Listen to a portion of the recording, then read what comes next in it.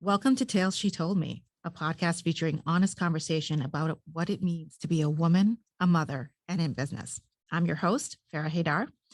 Today, we will be discussing hidden everyday addictions, and joining me is Janet Fugate White. Janet is a registered nurse and certified coach, a devoted grandmother who enjoys warm, sunny beaches, and a survivor of abuse, cancer, and self-esteem body issues. Today, Janet is enjoying a happy, healthy, alcohol-free lifestyle as she empowers women to be the best version of themselves. So welcome, Janet. It's great to have you on the show. And I got to tell you, I love this topic. You know, when we think of addictions, at least when I think of addiction, I think a lot of us have this mental image of what addiction looks like and feels like, and it's nothing like what we experience usually. But the truth is, I think there's a lot of different addictions out there, and some of them are hidden in plain sight. So it's kind of like food, booze, that kind of thing. So what things do you think of as hidden addictions? Oh, this is a great topic, a great question. I think, we can use anything, and our society is so willing to distract ourselves. So I think about social media. I mean, we're all addicted to social media. How many likes did we get? I think about busyness. Have you ever thought about being busy as an addiction? I mean, it's like I can't stop, my to-do list. I'm constantly trying to get to the more accomplishments, to get, to become even on good things. It's like we just can't stop and be. And so, yeah, we're addicted to booze, we're addicted to food, we're addicted to those things that can kind of put us in check or calm us down, because I think part of it is we're just so busy and so driven. Yeah, and I call those badge of honor addictions, right? It's like, oh, I work 15-hour days. It's a badge of Right. honor addiction, but it's not healthy. Right.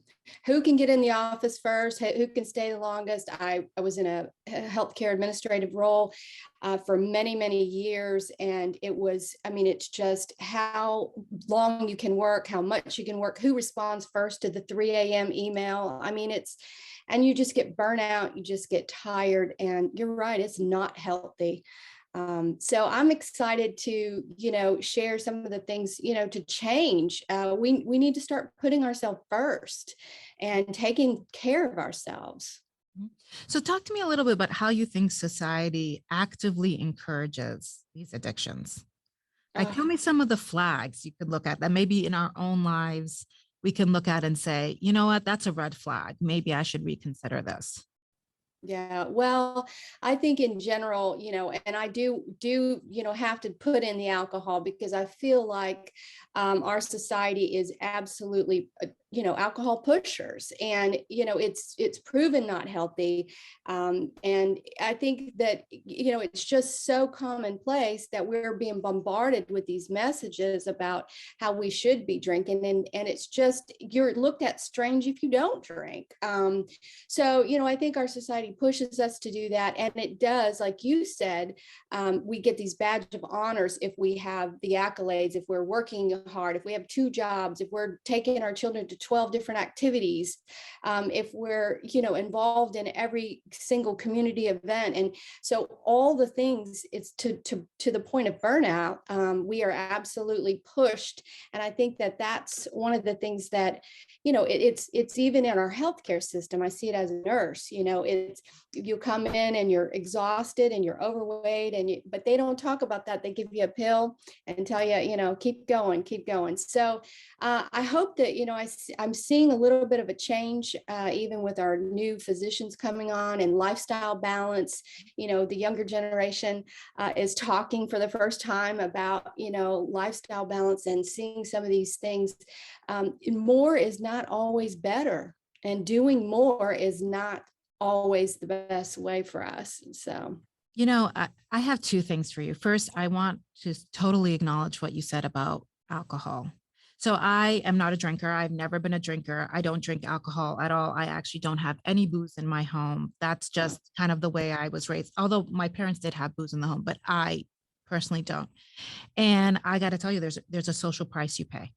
There's a 100% a social price you pay, and people feel very, very awkward when you're out with them and you don't drink. They often take it as a commentary on their own drinking. I can't tell you how many times I've said, I really don't care what you do. I just don't want to. It's gotten to the point where if I'm out with women that I don't know very well, I will go early. I'll talk to the bartender or whatever. I say, you know, when I ask for a mojito, make sure it's a virgin and just hand it to me and don't say anything. And I'll tip him extra because I just don't want to have that conversation with someone. And I'm really kind of am concerned with what I call mommy wino culture.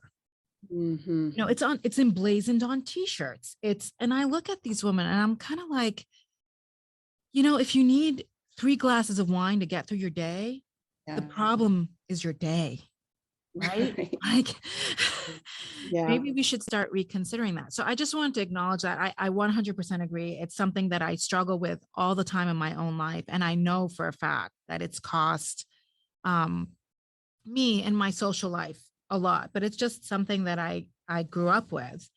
Um, you know, you have such an interesting perspective as a nurse, right? Because not only are you thinking about yourself, you're seeing patients that come in. So tell me a little bit about, you know, an aha moment you had around addiction, whether it's for yourself or through a patient or maybe both. Talk to me a little bit about that.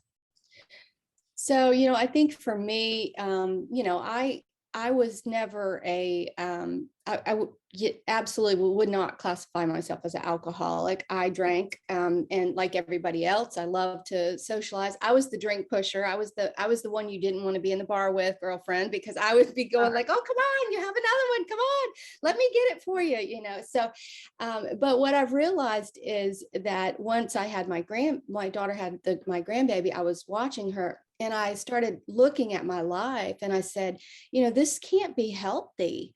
Even, 2 or 3 glasses of wine at night. I mean, what if something happens and I have to get up in the middle of the night to take her somewhere? What kind of decision would I have to make? And I was gaining weight. I just didn't feel good. It was that chronic low level fatigue that I always felt. And I think, even as a nurse, I knew better. I mean, I knew what alcohol was doing to my liver and all the other areas, but it's so acceptable.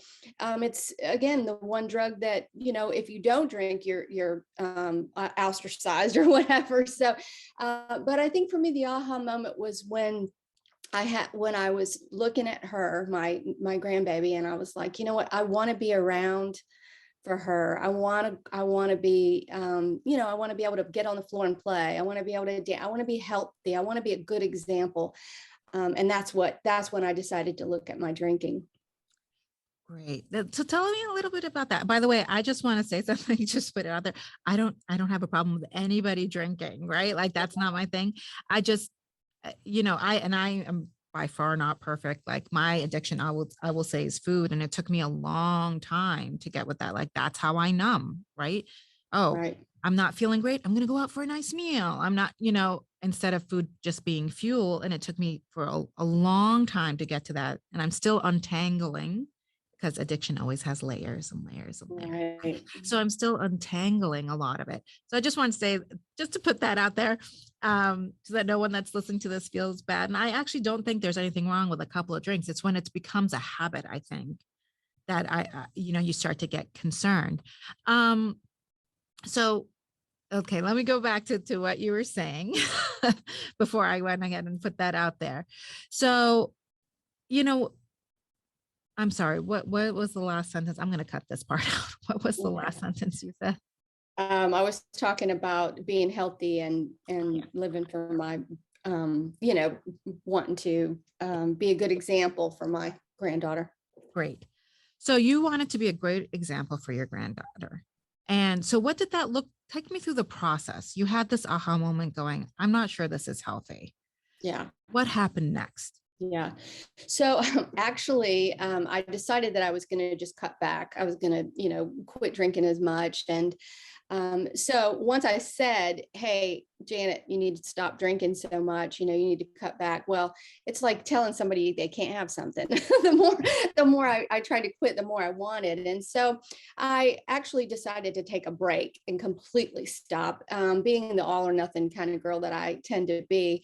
And that I did it for 28 days. I used a program, 1 year, no beer, and, it's online support. And after the 28 days, I said, oh, good, I'm fine. I'm not alcoholic. I'll just go back to drinking regular and whatever. But then I realized, you know what?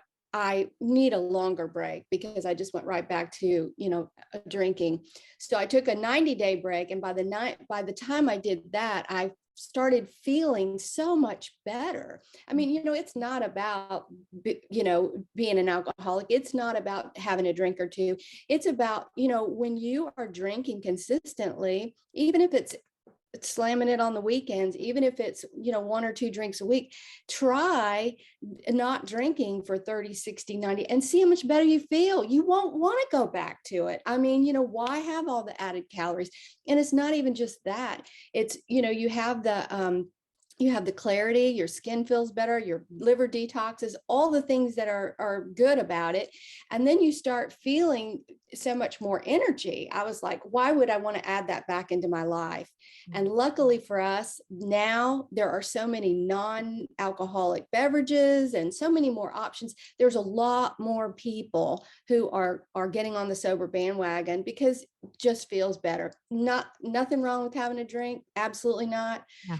Anybody who can have 1 or 2 and moderate, that's fine. But for me, it was just easier to just cut it completely off. And so I'm 3.5 years without it.